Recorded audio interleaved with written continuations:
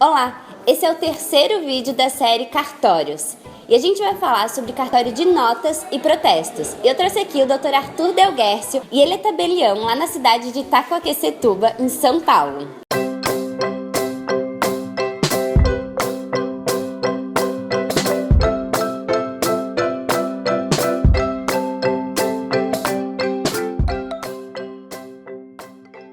Olá, Dr. Arthur. Olá, tudo bem? Tudo bom? Para lembrar vocês, Dr. Arthur Delguercio, ele escreve lá no blog marianagonçalves.com.br e todo mês tem postagem dele falando justamente das serventias extrajudiciais, em específico, notas e protestos. Isso mesmo. Aliás, a gente já pode até falar em cartórios, né? A gente estava conversando há pouco que esse nome serventia extrajudicial é um nome que, apesar de tecnicamente ser o que a gente usa, é pouco conhecido. Então a gente pode falar de cartórios mesmo, que é mais fácil. Os cartórios que a gente aborda normalmente são aqueles que eu tenho a especialidade no meu cartório, que são os de notas e protestos, que apesar de ter em um único lugar, são especialidades totalmente diferentes. Dois cartórios. Dois tipos de cartórios que em São Paulo e em outros estados eles são exercidos de maneira conjunta, no mesmo espaço físico, mas que legalmente não tem nada a ver um com o outro. E nesse vídeo de hoje a gente vai falar para você, corretor de imóveis, acadêmico de direito e advogado, quais são os principais atos que você vai praticar nesses cartórios de notas e de protestos. Isso. O cartório de notas hoje é um cartório que é bastante importante porque ele tem uma série de atos que podem ser praticados. Temos as famosas escrituras públicas, que podem ser de venda e compra de imóveis, podem ser de inventário e divórcio, que são outras bastante famosas. Então, as escrituras públicas, que não se limitam somente à venda e compra de imóveis, elas podem envolver qualquer tipo de operação, uma venda e compra de um automóvel, uma venda e compra de um título de clube. Então, o uso da escritura é muito amplo e depende aí do que as partes quiserem.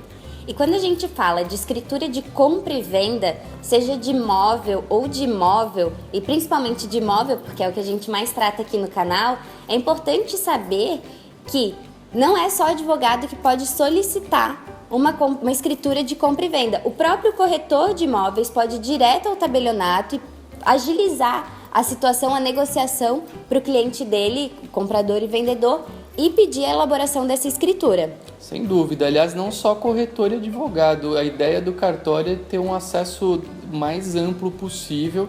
É óbvio que o assessoramento de um advogado, de um corretor é importante nesse tipo de operação, mas a ida ao cartório, a solicitação da escritura pública pode ser feita por qualquer pessoa. Sim. Agora é importante perceber que as escrituras de inventário e de divórcio, elas necessitam da presença de um advogado.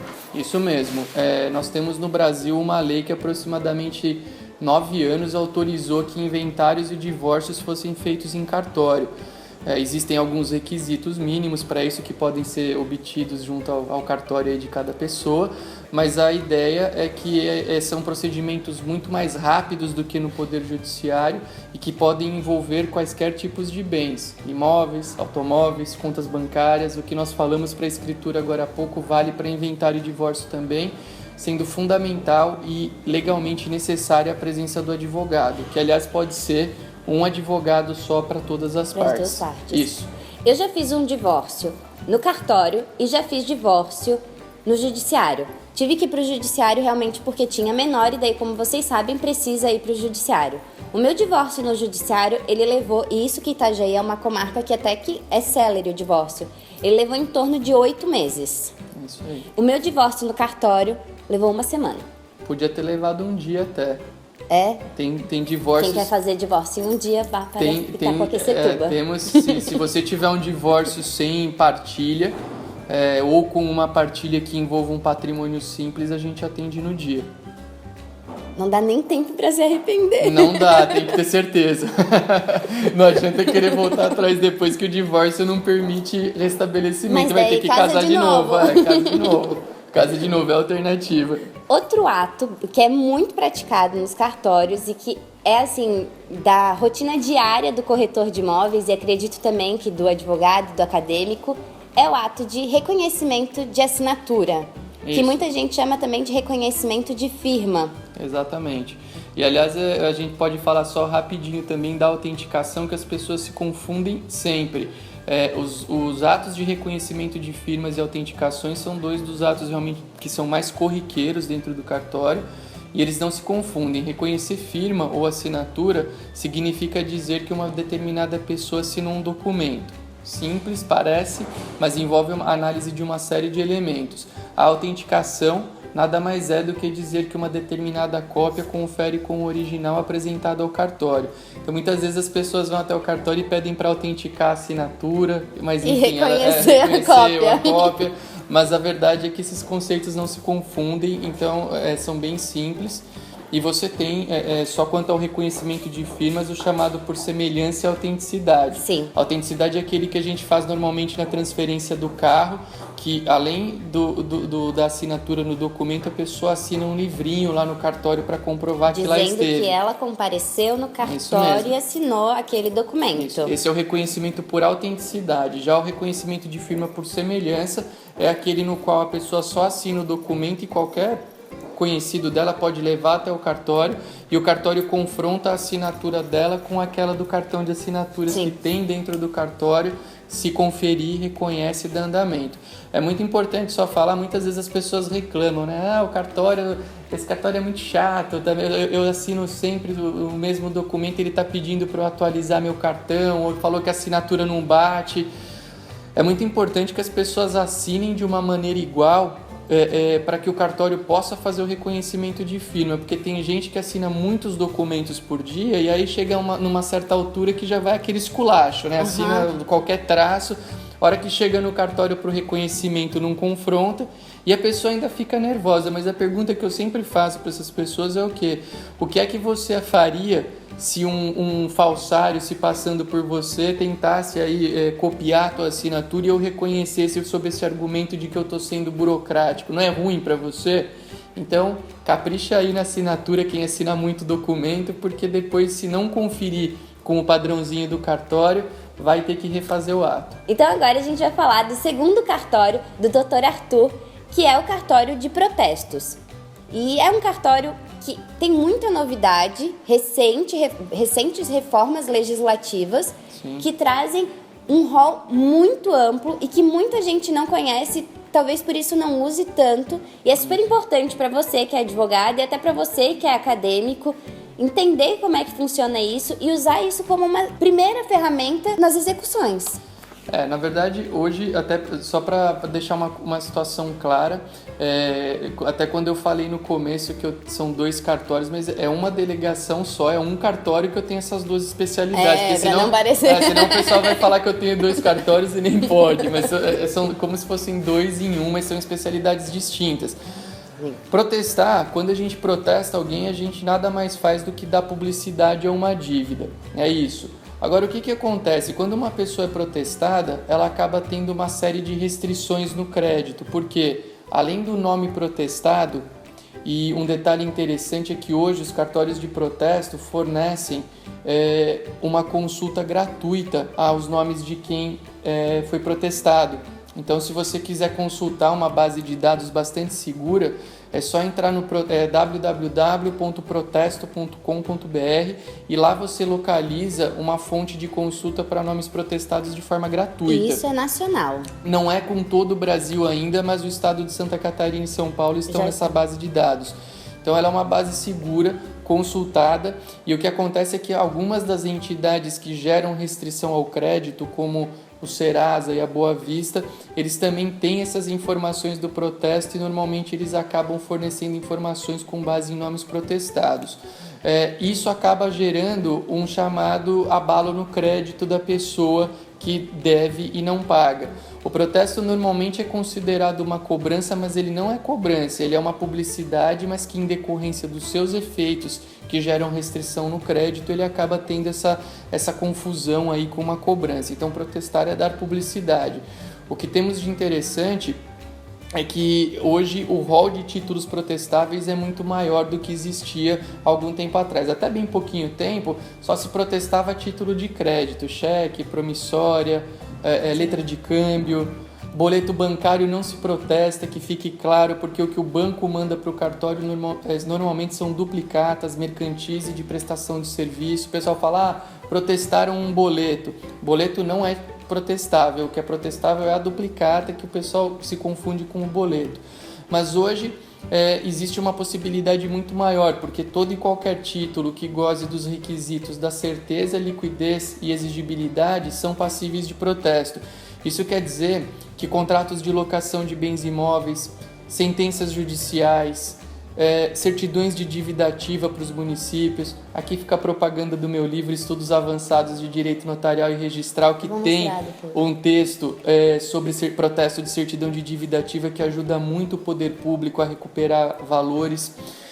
Temos a possibilidade de protesto de contrato de honorários advocatícios para os advogados, aqueles que têm um contrato e não recebeu, pode protestar, instrumentos de confissão de dívida. Então hoje o universo de documentos protestáveis é muito grande e existem estados como o estado de São Paulo que tem uma vantagem muito grande, que é o fato do protesto ser um ato totalmente gratuito para o credor. Quem paga as custas do protesto, se pagar o título é o devedor. E nesses contratos de, por exemplo, locação, como o doutor falou, é possível que o próprio locador vá até o cartório protestar ou a imobiliária que administra esse contrato fazer o protesto daquele aluguel que não foi pago? As duas coisas. O credor, que é o locador, pode diretamente fazer o protesto, e se essa imobiliária tiver algum tipo de procuração que comprove a administração do bem imóvel, ela poderá fazê-lo também, tendo poderes de cobrança. O que é legal falar, que é uma situação que é bastante importante, você falou em ir até o cartório. Nem sempre hoje em dia a pessoa precisa ir até o cartório para protestar. Isso porque alguns documentos de dívida, como o próprio contrato de locação, eles podem ser encaminhados por meio eletrônico para o cartório do protesto desde que o arquivo esteja assinado digitalmente. E diga-se de passagem, hoje os cartórios também podem emitir certificado digital, não todos emitem, o meu emite, tantos outros aí, mas a pessoa pode encaminhar muitos documentos de dívida a protesto por meio eletrônico sem ter que ir ao cartório. Então é uma informação que é importante. Para o contrato de locação, o cartório vai precisar, além do original ou cópia autenticada do contrato de locação, de um recibo no qual o locador ou a administradora com procuração descreva todos os débitos que estão sendo cobrados. A locação pode envolver contas como água, luz, em pagamento de impostos, se for uma unidade condominial, o condomínio, e tudo isso pode ser objeto de cobrança se tiver previsão dentro do contrato de locação.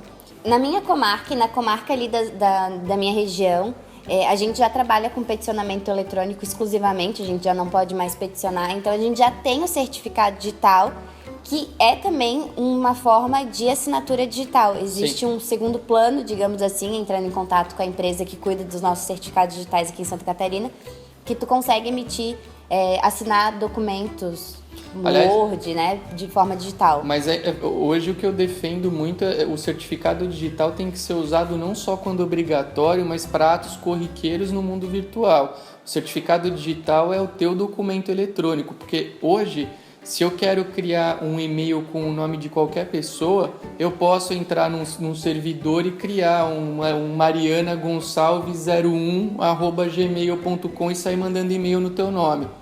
Então, com o certificado digital você inviabiliza, óbvio, normalmente as pessoas que você conversa sabem até o que conversar, mas para evitar esse tipo de situação, você pode assinar um e-mail digitalmente e a pessoa que recebe também usando o seu certificado digital vai ter a certeza de exatamente com quem ela está conversando. O certificado ele é obrigatório em operações como entrega de declaração de imposto de renda, alguns bancos têm ele como obrigatório, peticionamento, mas eu acho que o certificado digital nos tempos atuais ele tem que ser usado para tudo dentro da internet, inclusive para uma aparentemente simples troca de e-mail, mas que pode não ser. E esses certificados eles podem ser feitos, por exemplo, num cartório? Sim, os cartórios têm essa atribuição, mas não é uma obrigatoriedade que todos emitam. Eu acho super interessante emitir porque mostra um comprometimento como um todo na prestação de serviço. É verdade. Eu gosto da ideia de quanto mais serviço puder ofertar, melhor. Eu acho que quanto mais você ajudar aquela pessoa que vai até o cartório, melhor você está desempenhando sua função pública. E eu acho que a gente recebe a delegação, dentre outras razões, para isso. Eu vou aproveitar esse vídeo para fazer os nossos vídeos extras e já indicar um livro para vocês. É o livro do Dr. Arthur, Estudos Avançados de Direito Notarial e Registral. Tem a venda em diversos sites, Saraiva, Submarino, ou seja, coloca lá no Google que você vai encontrar no lugar que tiver um preço mais bacana e que seja bom para você. E que ele fala sobre... Protesto de certidão de dívida ativa. São vários artigos só de direito notarial e registral.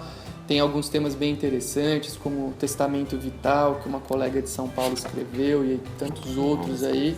E o meu artigo especificamente é sobre o protesto de certidão de dívida ativa e os benefícios que União, Estado, município podem ter se valendo do protesto como forma de recuperação de crédito com relação aos seus impostos. Então, para você que é acadêmico, advogado e gosta dessa área, quer atuar bastante aí nessa área, tanto imobiliária quanto notarial e registral, com certeza é um livro que vale a pena dar uma olhada, porque não só o Dr. Arthur, como vários outros doutrinadores dessa área escreveram e com certeza vai engrandecer o seu conhecimento e vai valer a pena. Então, esse foi o vídeo de hoje. A gente falou um pouquinho sobre cartório de notas e protestos, mas lá no blog, o Dr. Arthur escreveu assim, de forma um pouco mais aprofundada sobre esses cartórios e vai estar o link aqui na descrição do vídeo. Esse foi o terceiro vídeo da série Cartórios. Não esquece de dar uma olhadinha nos outros que a gente já gravou sobre registro civil das pessoas naturais e sobre registro de imóveis. Então, se você gostou do vídeo de hoje, se te ajudou de alguma forma, dá um curtir aqui embaixo e não esquece de se inscrever no canal, porque é isso que faz com que o canal cresça e a gente continue se encontrando toda semana. Até terça-feira que vem. Tchau! Tchau, tchau!